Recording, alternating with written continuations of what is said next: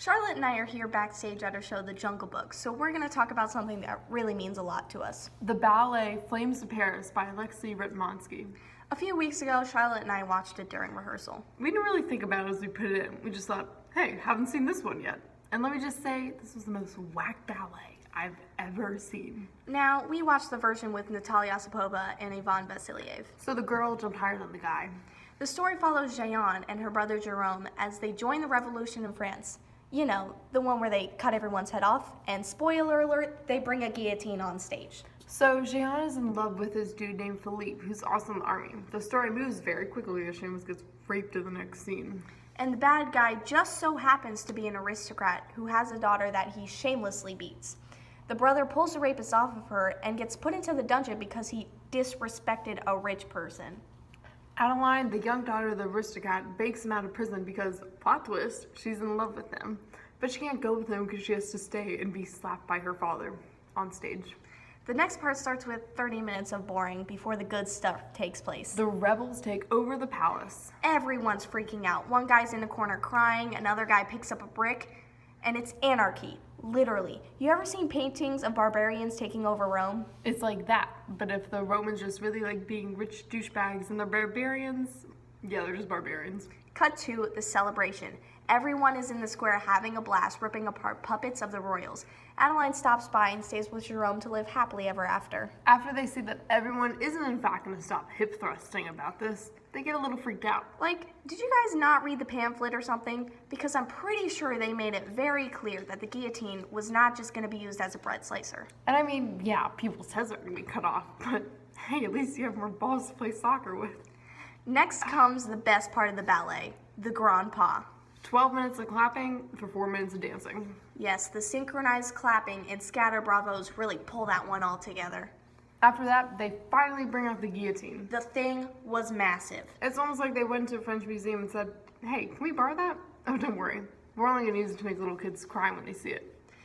They bring out Adeline's father, who, just so you remember, tried to get with Jeanne, forcefully. Adeline sees him and starts freaking out because that's when she realizes she's going to watch her dad get beheaded.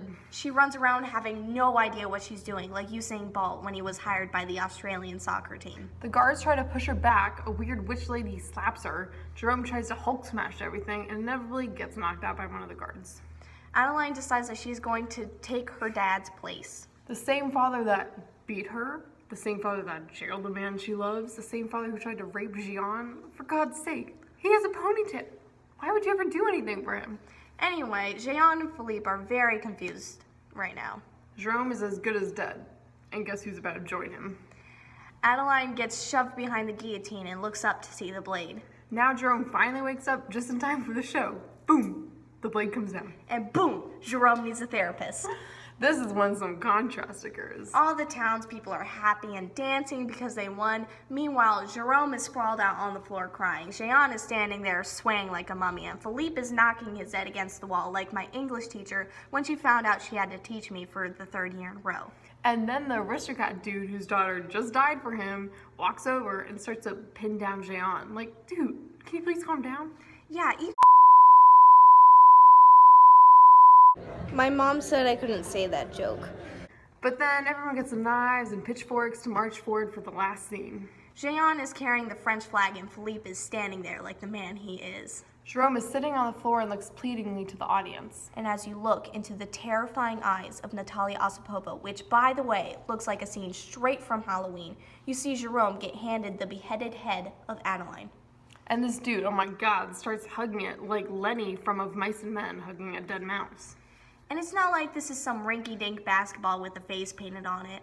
It's a very realistic, sculpted, well-thought-out paper mache of her head, and it had like veins and tendons and anatomy hanging out of it. It was weird. Then the lights fade out and the curtains closes, and you're just sitting there like, that's it?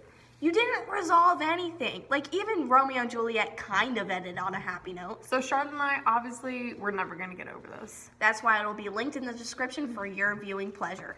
Now, the one major problem we had about this ballet was that it wasn't even about Jeanne and Philippe. It was about Jerome. He's the one who gets thrown into prison, gets knocked out, I don't know, has his girlfriend beheaded. And that's when we realized this ballet doesn't have a message or anything. It's just a thing that happened.